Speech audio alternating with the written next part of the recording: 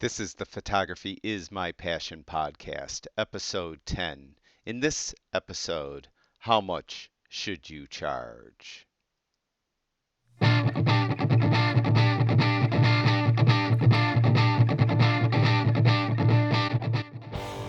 Okay, you might be tuning in hoping I'm going to tell you exact numbers that you need to charge to do whatever type of photography you're interested in doing. For example, you're a wedding photographer and you're hoping I'm going to tell you you're going to need to charge $2,700 for a wedding.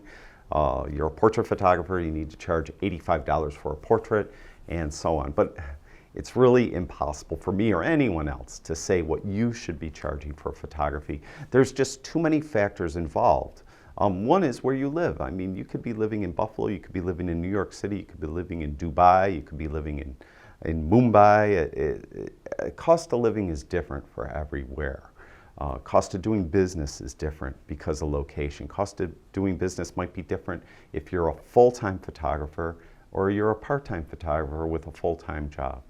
So there's a lot of factors involved. Now, what I can do in this podcast is I could give you an idea on how to come up with ways to price your photography so that you're maximizing your ability to profit from photography and you're not leaving any money on the table or you're not overpricing yourself out of the market. Now, first of all, you probably heard this a zillion times, you need to know what your cost of doing business is. Now, it's going to vary greatly from photographer to photographer. If you're a full-time photographer with a studio and you have maybe assistants, your cost of doing business is going to be a lot higher than somebody who has a full-time job as, let's say, a teacher, and they're just doing photography on the side to make some extra money. So you really, for you, you have to come up with what your cost of doing business is. Now, things to consider. You know, if you do have a studio, you have to, rent, you're going to have to do utilities. Photographer, in general, I think you should have insurance. I'm a big advocate of having insurance. You need liability insurance if you break something in someone's home, if you hurt someone because a light stand fell over and hit them in the head, if your equipment gets stolen, you need, or lost or damaged or something like that, you need insurance to cover your equipment. So you need a good umbrella policy. So you have to, talk to an insurance professional. I certainly am not about insurance. All that, of course, is going to add to your cost of doing business. Another thing is marketing. People don't often think about marketing, but kind of the rule of thumb is do all your costs of doing business first. So if you have rents, insurance, gas, all that stuff, add that all together and you come up with a year for how much you need to spend a year. And don't forget depreciation of equipment. Yeah, you have a great camera, you have a light, you have, good flash, you have stuff, but, stuff wears out after a while, you need to replace it, or maybe they come out with better ones and you want to buy a better one. So equipment depreciates, so you have to take that into account too. It wouldn't hurt to talk to an accountant either, because they'll be able to better tell you things about depreciation and how much you should budget that as far as your cost of doing business. Now, again, marketing, once you get this cost of doing business number, and let's just for the sake of argument say it's $20,000 a year, that's your break-even point, your cost of doing business. Well, you have to market. You just can't say, okay, I'm a photographer, and then clients are going to start lining up. You have to get a website, you're going to have to get business cards, maybe you'll advertise in the paper, in a phone book, or remember those phone books? But you'll advertise or something like that. Usually a budget is 10% of your total overhead without marketing. So if you cost of doing business is $20,000, 10% is $2,000. So you got to add that to your cost of doing business, $22,000 it now becomes. So you have this number. That's your cost of doing business. That's your break-even point for your business. Now, this next number is going to really vary greatly from person to person.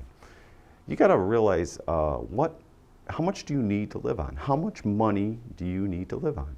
Now, if you're a married person, family of 8 living in New York City, you're probably going to need a lot more money to live on than a single person living in a 1-bedroom apartment in Iowa somewhere, okay?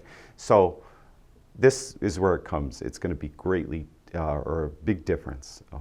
And you got to come up with, okay, for me to pay all my bills, pay my health insurance, unless you live in a country with socialized health, you got to pay all these bills, pay the health insurance, and blah blah blah blah blah blah. I'm going to need X amount of dollars. So that's on top of your cost of doing business. Then you're going to say, well, I want to take vacations. I want to put money away for my children's education. I want to put money away for retirement. All that gets added on too. So you have to come up with a number. So that might be, let's say, $75,000, $100,000 a year on top of that cost of doing business. So now you have something you could work with. You know how much money you need a year to be in business and to make a living and to provide for your family. Once you know that, now you have something you could work with, and you could get an idea of whether or not you actually could be a full-time photographer, if that's what you so choose, and make a living at it. And I read somewhere that of people who consider themselves professional photographers, only 10% actually make their living solely from photography. So it's difficult to do, all right? So if you have a day job, don't quit it and just become a photographer and expect to, make all this money, because you probably won't. Keep your day job and, work the photography in more and more. And actually that's something I did, all right? So when I started out. So it just makes things a little easier on you and your family. But with that said, you have this overhead, your life overhead, let's say, and your cost of doing business. Now you have a number to work with. You need, let's say, $100,000, $75,000, whatever. You need this amount of money every year to make a living, put money away for retirement, put money away for the children's education, and to live. Now, you've got to look at your market of where you live and what type of photography you're doing. You're a wedding photographer, let's say. I know many of you are, but I'm just using that as an example. Visit websites of photographers in your area. See what they're charging for weddings. Not all of them will list their prices on their website, but maybe you could ask someone to call. I mean, I don't know if that's totally cool, but if you're cool with it, maybe if they don't have pricing, have someone call and find out what their pricing is. Get an idea what other people are charging. Now, if you have a full-time job and you're just doing this on the side to make some extra money, you don't have a lot of overhead, or you live in that one-bedroom apartment in Iowa, you might be really tempted to come in and undercut everybody. That is like the worst thing you could do. There's a lot of reasons, and I'm just going to give you two. First of all, there's a great camaraderie of professional photographers, believe it or not. Once you're in it and you start talking to the others, even though they're your competitors in the market, they become great friends and they could be very helpful. You have equipment problems, they could say, here, use my flash. The Friday before a Saturday wedding, you have a family emergency, you can't shoot that wedding. Well, those people aren't going to postpone their wedding for you. But one of your photographer friends might be able to go shoot it for you, and they'll take a fee, and you could pay them, and then you could still process the image and still be, representative of your brand. So there's a great camaraderie. If you come in undercutting everyone, no one's going to be willing to help you out much. All right, so that's one thing. The other thing is something that you might not actually think of, but I'll give you an example for me. Back in the day, I used to do a lot of graduation photography, a lot of graduates, and I didn't like it. I just didn't like it. It was like multiple locations. It wasn't really exciting photography to me.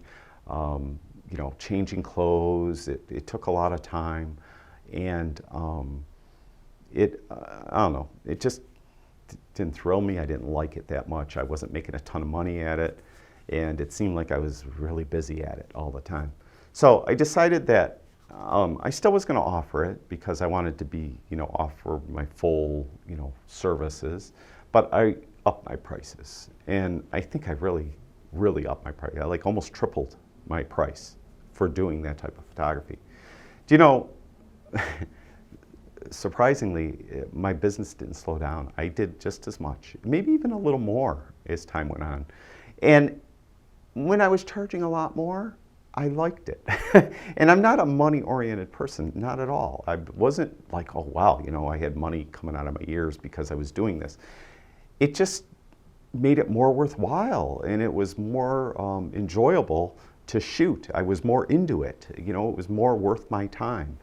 And if you come in and you undercut everyone, and you're gonna find that you're working your tail off and you're not making much money, and then that becomes a job. And you don't want a job. You want a life.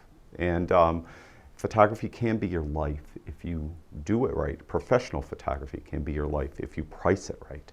So don't come in undercutting. I know the urge is there. I had the urge too when I first started out, but I really strongly recommend that you don't do it. Look at the market. See what other photographers are charging. Then, based on what your cost of doing business is and how much you need to live on are added together, you got to come up with an hourly figure. Now, obviously, as a professional photographer, you're not going to be working a 40-hour week every week. Might be sporadic, but you have to come up with a number because it helps. And if you're doing a wedding, you have to figure out how many hours, let's say, are you really investing in a wedding. Now, you have to take everything into account. You're going to get the query from the wedding couple, or they might email you or call you. You're going to spend time with them, explain your packages to them. Then that might happen a few times. They'll call you, and then there's going to be other people that call you and don't hire you. So all that has to get taken into account. You should be paid for that. Even though you're not being hired by somebody, you spent time. That took your time. This weddings thing that you're doing is taking up your personal or professional time. So you should be compensated. Now, they come out, they want you to be their photographer. You have to present the contracts, you have to explain it to them, they have to sign it, you have to file it, all that costs money too. Then you have to actually prepare your gear for the wedding shoot, go out and shoot the wedding. The wedding might take better part of a day, 6 to 8 hours. You're going to shoot this whole wedding, travel between all these places, travel back home. Then you're going to have to process images, you're going to have to upload images, you're going to have to explain pricing again, probably. You're going to have to do all this. And I'd say conservatively, you should estimate that for one wedding, you're going to spend at least 40 hours on. And you know, you might think that's a high because, you know, wedding, they're 6 hours or so, you know.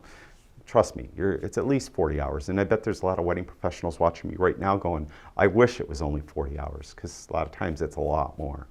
So budget in, 40 hours at least, and come up with an hourly rate you want to be paid. Let's say it's $50 an hour. So you got 40 hours at $50 an hour, that's $2,000. That's your labor, all right? That's your labor number. Now, on top of that, what are you offering in your package? Are you offering an album with 8x10 prints? Or are you offering a bound book? Whatever you're offering. I hope you're not a shoot and burn photographer. I talked about that before, but I hope you're offering real product, real tangible goods.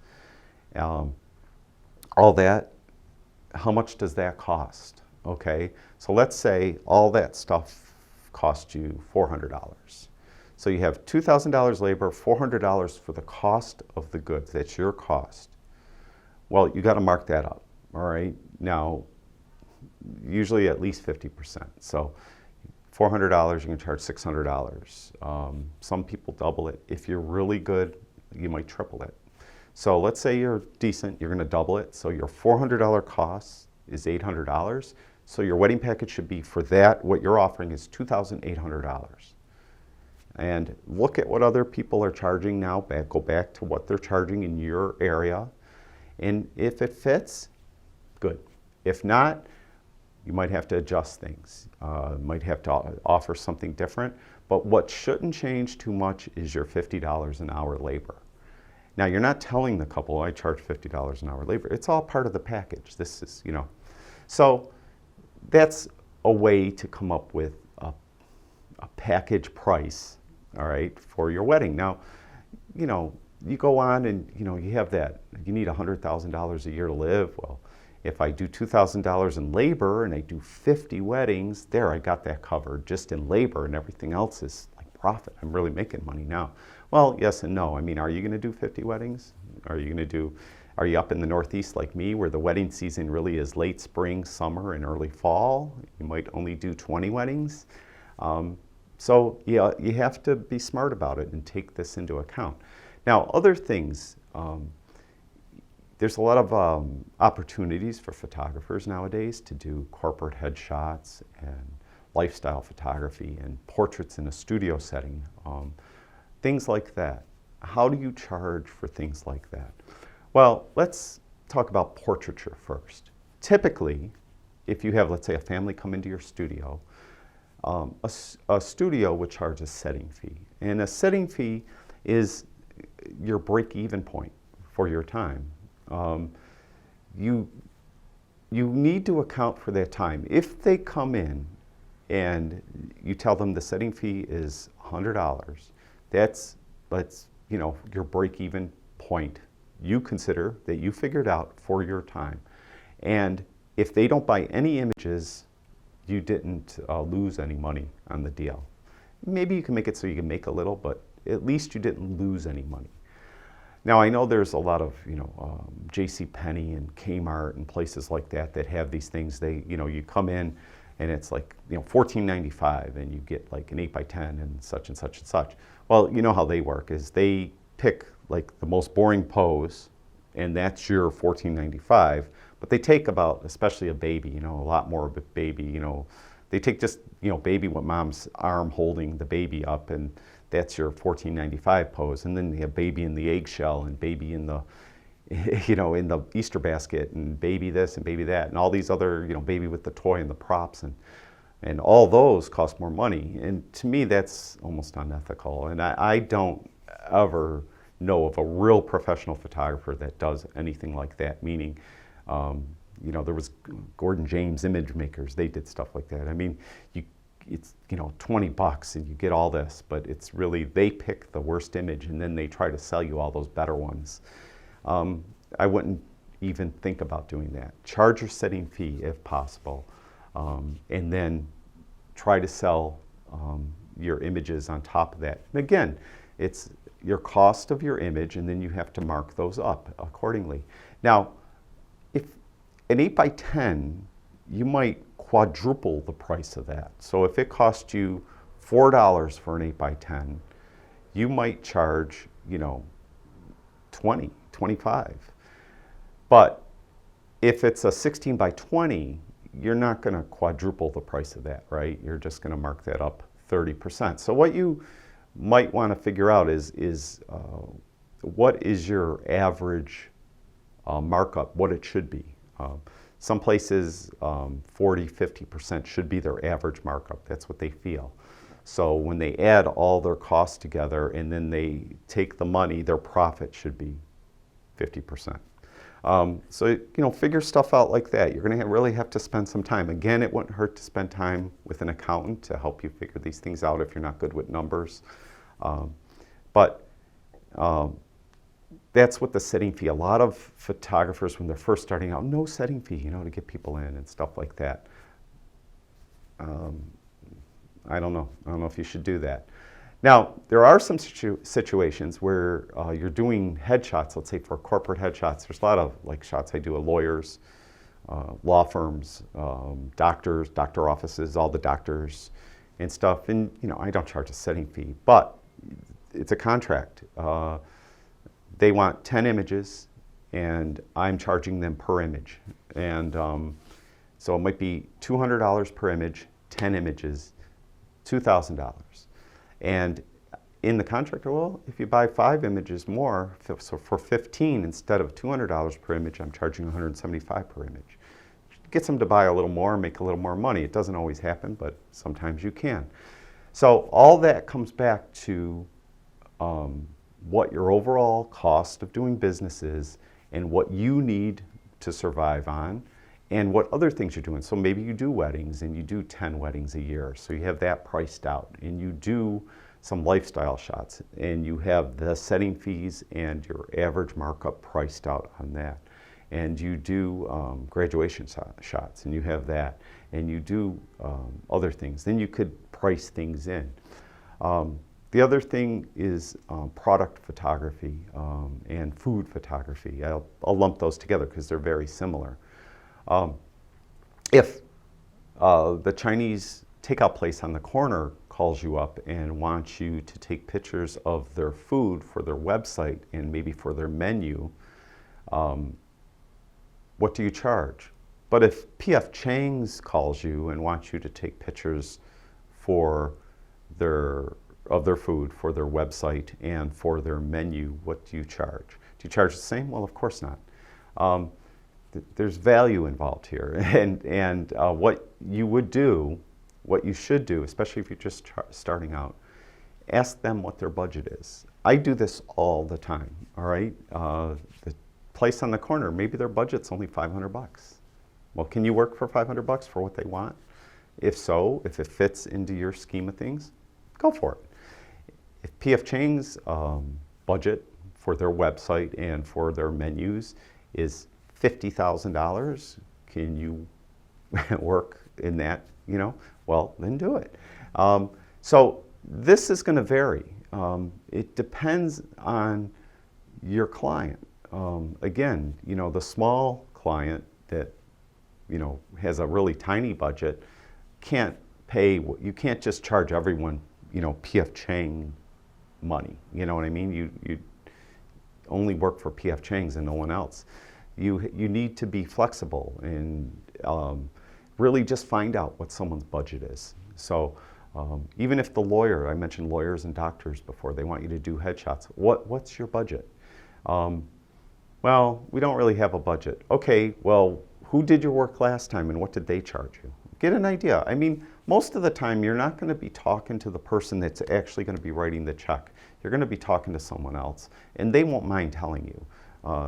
Typically, if you are talking to the person that's writing the check, they might lowball you, but you'll know, and you'll be able to, say, well, I can't do it for that much. I could do it for, this or something like that. But you really need to find out exactly what's expected of you. They might, doctor's office A might want 10 shots. They want them fully processed. They want wrinkles removed.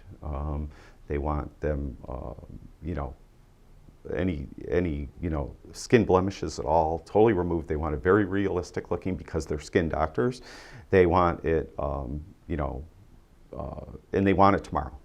Okay. Doctor Group B, they have 10 doctors, but you know what? We don't need it for 3 months, and just one background's fine, whereas the other one wants different backgrounds. They want multiple images of each doctor so they could choose. So you're going to charge more to that group than you are to this group. So you have to really find out what's expected of you to know how much you should charge. And it all still comes back down to what that hourly rate is that you think you deserve. We talked about the wedding photographer, $50 an hour. This could be more. I would discourage you in situations like that from making like a blanket, for the day, I'll be there for the day and it will cost you $2,000 for the day. Well, if you finish in half a day, they're going to expect to only pay you $1,000, but they still want the same amount of product. That's why you should charge per image. So you have to be smart about it. Know when to charge per image, know when you should charge per day. A wedding's going to be per day. And then images on top of that, probably, extra images. Whereas a situation where you're doing, let's say, a doctor's office or lawyer's office or any professional group is going to be per image. That includes company needs images of their factory for their website. Well, okay, how many do you think you need? Okay, I think we're going to need 12. Okay, 12 images will cost you this amount of money.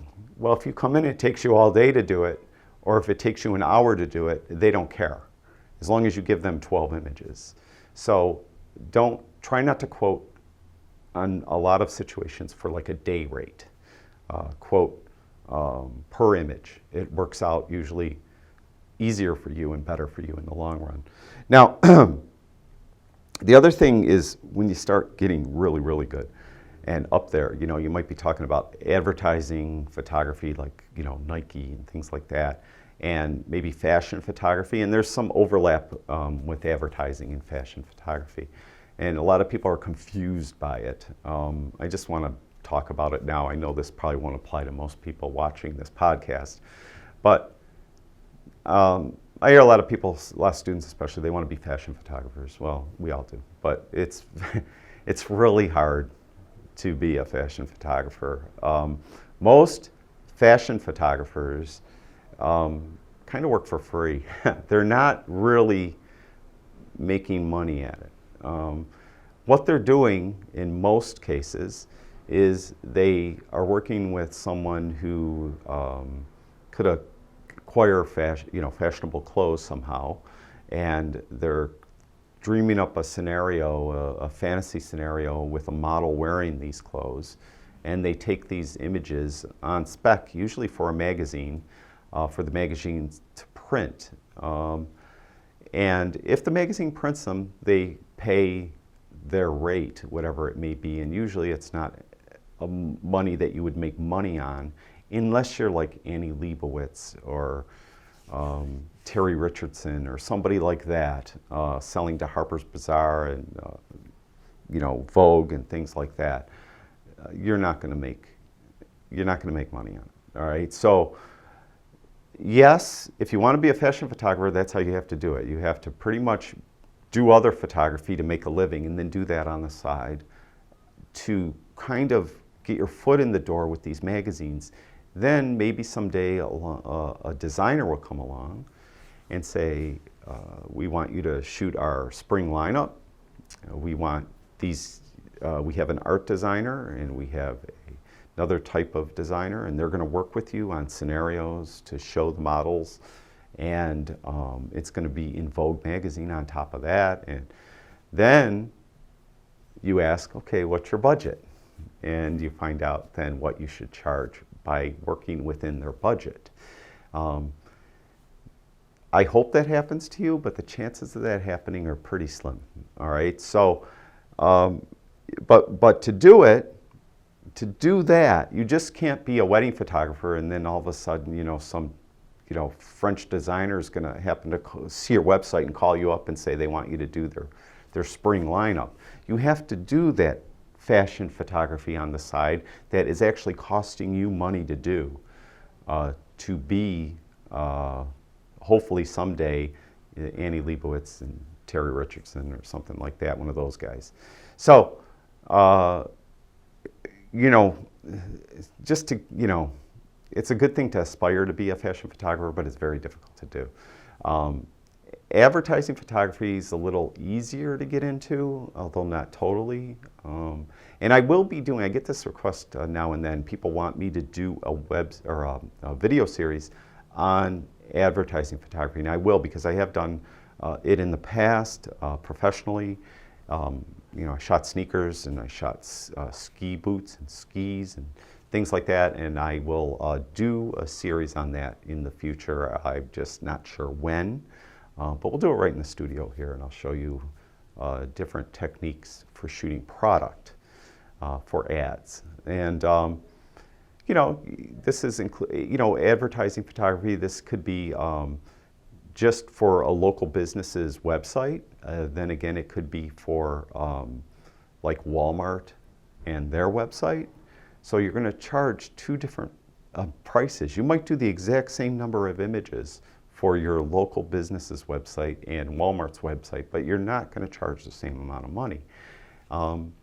You hopefully will become big enough someday and busy enough someday where all you're doing are like Walmart, Target, JCPenney, and you just don't have time to do, Buffalo Treats, website or anything like that. But again, this all comes back down to your, your hourly rate, how you're going to charge things. These bigger businesses, these bigger things where you have an opportunity to make more money, you have to ask them what their budget is. You just can't go and say, oh, it's going to be X amount of dollars. What's their budget? What do they expect from you, first of all? All right, from what they expect from you, can you work within that budget? They might want you to go to Paris. They might want such an elaborate setup that you're going to need 3 assistants. You can't do it in that budget. You just can't do it. That's why you got to know what their budget is. So you give them a proposal then, and you know what your hourly rate is, and you know what your cost of doing business is. You know what your assistants are going to cost, and you mark everything up. An assistant A is going to cost you $500. Well, it's going to cost them $750. You know, everything gets marked up. Everything. Price everything out. If you know, they might expect you to rent furniture for the shoot. They might expect you to rent different things or buy different things for the shoot. All that has to be accounted for. You might be paying for it and paying for the rental, but they're actually paying for it in the long run. So, you know, again, I apologize that I cannot tell you exact figures to charge for things. I think I covered, you know, or touched on everything that I wanted to talk about. One other thing I guess I should talk about is perceived value, though. Perceived value is, let's say, a chain calls you up and they have a photography project. It's a chain. A company calls you up and they have a photography project. They want you to come in and photograph in their location, and they say, well, you know, our budget's small. It's not really that important. Well, the perceived value isn't great.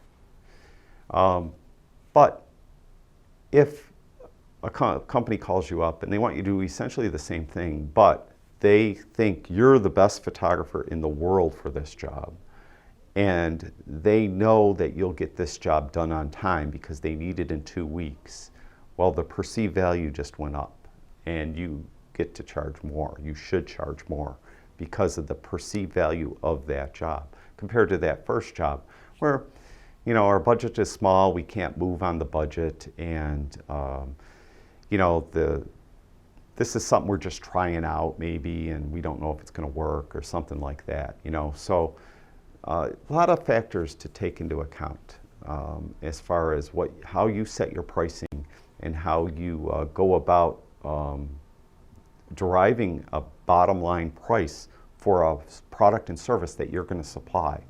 So I hope this helps a little bit. I know it probably might have confused you a little more, and if so, I apologize for that. So that's it for this episode of Photography is My Passion. All right, if you guys have any questions, let me know, and I'll try to answer as many as possible. All right, I'll talk to you guys soon. Wait, one thing I forgot to talk about is rights, the rights to your images. When you sell a product, who retains the rights to the image? Most of the time, you want to try to keep all the rights to the image. You're just selling the image for a specific use, and then you're keeping the rights to the image so you could sell it again and again and again.